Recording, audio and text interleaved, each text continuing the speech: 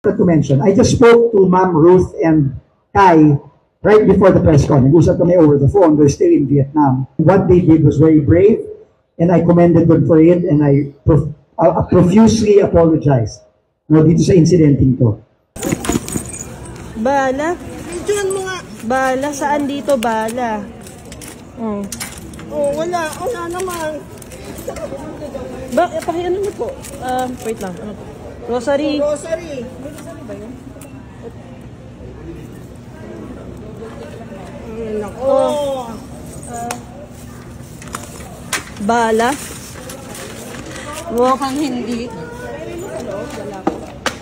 May relo po ba kayo, Mami Ruth? Relo. Ang hihira. Ginawa nyo sa amin. Bibidyoan mo Hindi na bala. Hindi tama yan. Senior kasi siya eh. Ngayon so, ako. Teka lang. Sobra ano kayo. ba? Ano? I-report ko kayo.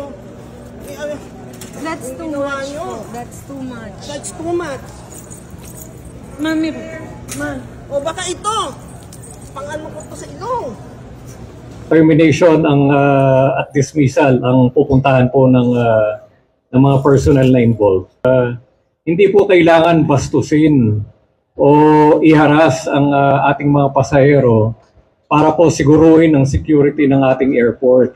From now on, hindi ho talaga namin papayagan na may mangyaring ganito. And General Bisnar will be on top of this and will make sure that the proper protocols are in place to forever prevent any of this sort from happening again.